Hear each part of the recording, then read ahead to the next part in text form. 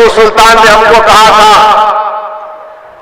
कि गिडरों की 100 साल की जिंदगी से बेहतर शेर की एक दिन की जिंदगी बेहतर होती है। अगर आप ये समझ रहे हैं कि हम इनको भूल गए, हम नहीं भूले। नरेंद्र मोदी, तुमने अबुल कलाम आजाद की कुर्बानी को नहीं समझा। मौलाना ने कई साल जेल में गुजारे। उस जेल में बैठकर मौलाना ने कुरान की तफसीर लिखी थी। ना हमने अपने दीन को छोड़ा, ना हमने इस वतन को छोड़ा। ना हम अपने वतन को छोड़ेंगे, ना अपने दीन पर छोड़े, ना दीन को छोड़ेंगे।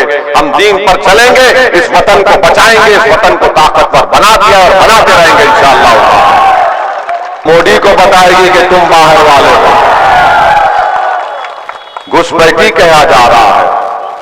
आप बताइए, क्या ये देश के एक प्रधानमंत्री के लिए वजीर आजम को जेब देता है?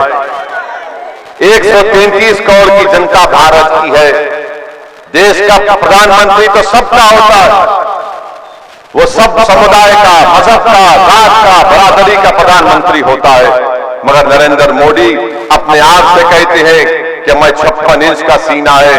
नरेंद्र मोदी, अगर आपका सीना 100 इंच का भी हो जाए, अगर दिल आपका इतना बड़ा और चावल के बराबर है तो फिर क्या फायदा?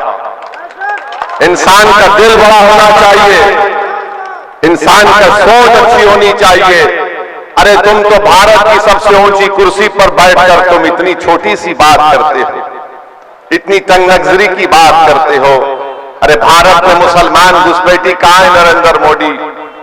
हमारे बुजुर्गों ने अंग्रेजों के जुल्म को सहा, हमारे बुजुर्गों ने अंग्रेजों के खिलाफ लड़ा। नरेंद्र मोदी, आपके बुजुर्ग अंग्रेज के खिलाफ नहीं लड़े, आप तो माफीनामा लिखकर दे रहे थे अंग्रेजों को। यह सच्चाई है। जो आरएसएस और हिंदुत्व की आइडियोलॉजी को मानती वो अंग्रेजों के साथ मिलकर थे। हमारे बुजुर्ग काला पानी की सजा काट रहे थे, मगर किसी भी बुजुर्ग ने अंग्रेजों से माफीनामे का खत नहीं लिखा। जो मोदी का हीरो है उसने एक नहीं 6-6 माफीनामे के खत लिख कर दिए। मेरे अजीज दोस्तों और बुजुर्गों, हमको कहा जा रहा है हम घुसपैठी हैं भारत के।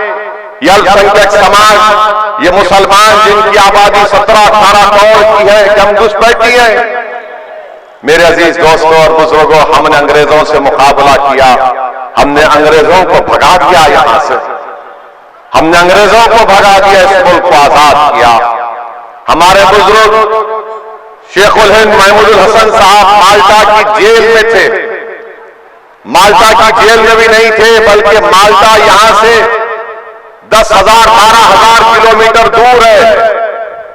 जेल के बाहर एक आंगन था, उसमें एक टेंट लगाकर, इस तरह के टेंट लगाकर उनको 1 साल 2 साल करीब कई महीनों उस टेंट में रखा गया। सर्दी होती थी, मगर हमारे बुजुर्गों ने अंग्रेजों के आगे सर नहीं झुकाया। नरेंद्र मोदी, हमारे बुजुर्गों ने अंग्रेजों से लड़ा और इस मुल्क को आजाद करवाया।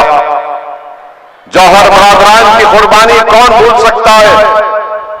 एक तो इस मुल्क को आजाद कराने के लिए बरतानिया गए, रास्ते में इंतकाल हो गया, तो अल्लाह सुब्हानहू व तआला ने बैतुल मुक़द्दस की सरजमीन उनको अता की, वहीं उनकी खबर बनी। नरेंद्र मोदी, टीपू सुल्तान ने अपनी जान को गंवा दिया, मगर अपनी पीठ अंग्रेजों को नहीं दिखाई। और वही टीपू सुल्तान ने हमको कहा था कि गिडरों की 100 साल की जिंदगी से बेहतर शेर की एक दिन की जिंदगी बेहतर होती है। अगर आप ये समझ रहे हैं कि हम इनको भूल गए, हम नहीं भूले। नरेंद्र मोदी, तुमने अबुल कलाम आजाद की कुर्बानी को नहीं समझा। मौलाना ने कई साल जेल में गुजारे। उस जेल में बैठकर मौलाना ने कुरान की तफसीर लिखी थी। ना हमने अपने दीन को छोड़ा, ना हमने इस वतन को छोड़ा। ना हम अपने वतन को छोड़ेंगे, ना अपने दीन पर छोड़े, ना दीन को छोड़ेंगे। हम दीन पर चलेंगे, इस वतन को बचाएंगे, इस वतन को ताकतवर बना दिया और बनाते रहेंगे इंशाअल्लाह। हिंदुस्तान का सबसे पहला तालीम का, एजुकेशन का मिनिस्टर मौलाना अबुल कलाम आजाद। मेरे अजीज दोस्तों और बुजुर्गों, इस तरह की सोच भारत के वजीर आजम की है।